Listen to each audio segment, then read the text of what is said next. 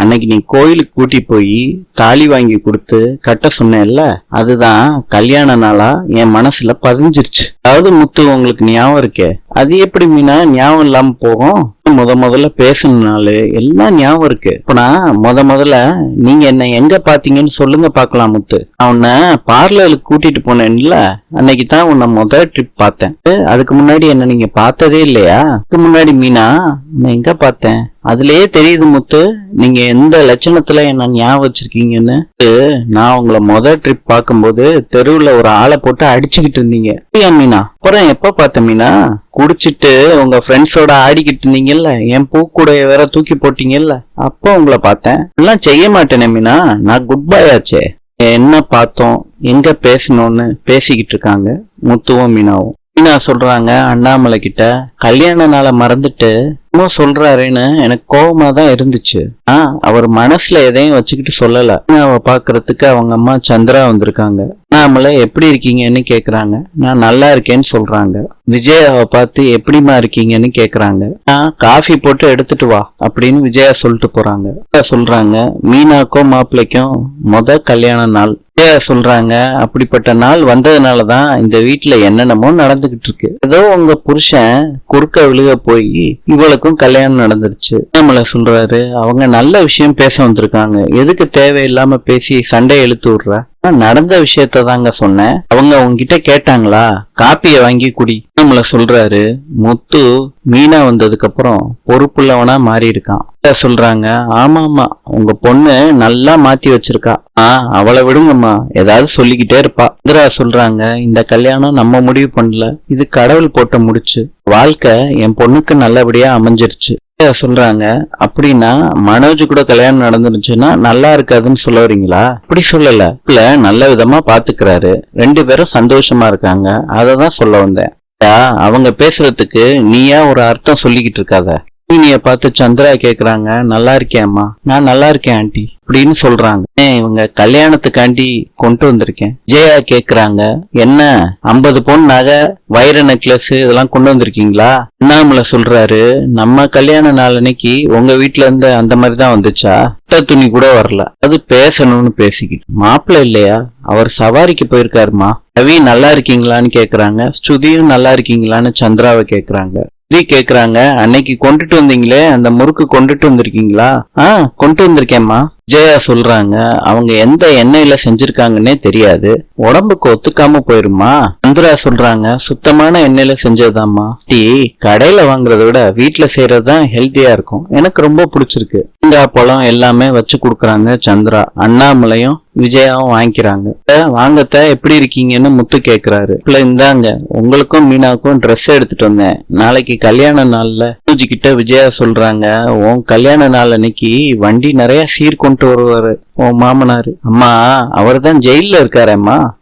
அங்க இருந்துகிட்டே பணம் அனுப்பியிருக்காரு, இதை செய்ய மாட்டாரா? இது என்ன தேவையில்லாத செலவு? நான் உங்களை அத்தையா பாக்கல, அம்மாவா தான் பாக்குறேன். இல்ல நானும் உங்களை மகனாரு தான் பாக்குறேன். உட்காருங்க அத்தை, நான் வண்டி ஓட்ட போகணும்.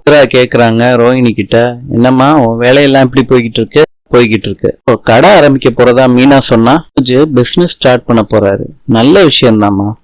உங்க அப்பா ஏதோ செய்யாத தப்புக்கு ஜெயில இருக்கதா கேள்விப்பட்டேம்மா.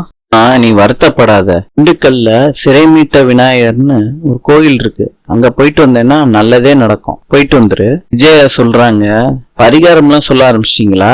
மனோஜ் சொல்றாரு, இந்த கோயில்ல என்ன சிறையா இருக்கு? அது பிரபலமான கோயில், அங்க போனா நல்லது நடக்கும் தான் எங்க அம்மா சொல்றாங்க. நீ போயிட்டு வந்துருமா, கண்டிப்பா அப்பா வந்துருவாரு. சொல்றாங்க, அவளே பாவம் கஷ்டத்துல இருக்கா, உங்ககிட்ட யாராவது கேட்டாங்களா? காட்டி இன்னும் கஷ்டப்படுத்துறீங்க. எங்க வீட்டுல நடக்கிறதெல்லாம் உங்க பொண்ணு வந்து சொல்லிக்கிட்டு இருக்காளா? அப்படி எல்லாம் எதுவும் இல்லம்மா, அவ யதார்த்தமா தான் சொன்னா. நம்ம எல்லாம் ஒரே குடும்பம்னு நினைச்சுதான் சொன்னேன். சுதி குடும்பமும் நீங்களும் ஒன்னா, இல்லாட்டி ரோஹிணி குடும்பமும் நீங்களும் ஒன்னா. நம்மள சொல்றாரு, என்ன பேசிக்கிட்டு இருக்க விஜயா? ரோஹிணிக்கு நல்லது நடக்கணும்னு தானே சொல்லிக்கிட்டு இருக்காங்க. சொல்றாங்க, வந்தா அவங்க பொண்ணை மாத்திரம் பாத்துட்டு போக சொல்லுங்க, தேவையில்லாதெல்லாம் பேச வேண்டாம். தப்பா இருந்தா மன்னிச்சிருங்க.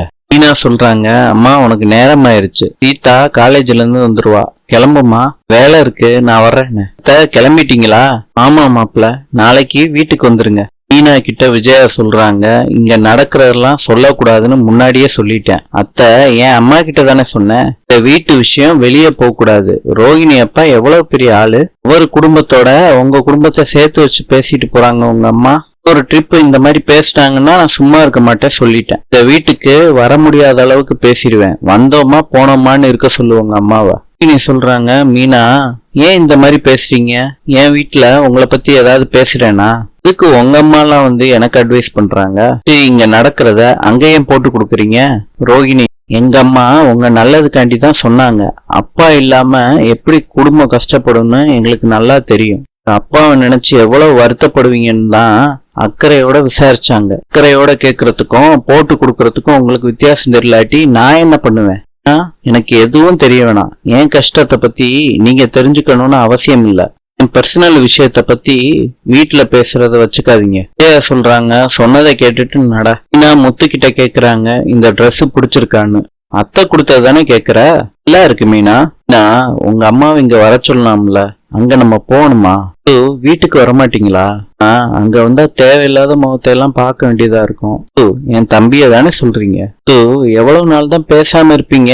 நடந்துருச்சுன்னு விட்டு தள்ள வேண்டியதானே? என்னதான் இருந்தாலும் அவன் உங்க மச்சான் தானே. மாமாங்கிற மரியாதை கொடுத்தானா மீனா? இன்னும் இந்த சிட்டி கூட தானே வேலை பார்த்துக்கிட்டு இருக்கான். எதை சொன்னாலும் கேட்க மாட்டேறான். படிப்பை முடிச்சுட்டு வேற வேலைக்கு போயிருவாங்க. நீங்களும் முறைச்சுக்கிட்டு நிக்கிறது எனக்கு ரொம்ப கஷ்டமா இருக்கு. சின்ன பையங்க, அப்பா இல்லாத பையன், அந்த இடத்துல நீங்க தானே இருக்கீங்க. பயப்படாதீங்க. உங்க பிள்ளைகிட்ட நான் எதுவும் சொல்லல. வீட்டோட அமைதி தான் எனக்கு ரொம்ப முக்கியம். உங்களை போட்டு கொடுத்து சண்டையெல்லாம் வர வைக்க மாட்டேன். வேணா என் குடும்பத்தை மதிக்காம இருக்கலாம், ஆனா என்னைட்டு இந்த குடும்பத்துல எந்த குழப்பமும் வராது. முத்து விஜயாவும் அண்ணாமலையும் சேர்ந்து நிக்க சொல்றாரு. பாட்டி வர்றாங்க. அண்ணாமலை எப்படி இருக்க? நான் நல்லா இருக்கேம்மா. மனோஜ், நீ எப்படி இருக்க? நல்லா இருக்கேன் பாட்டி. உன் கல்யாண நாள் தெரிஞ்சுதான் வந்திருக்கேன். ஜோர்டானின் நாணயம் தினார். நாளை சந்திப்போம்.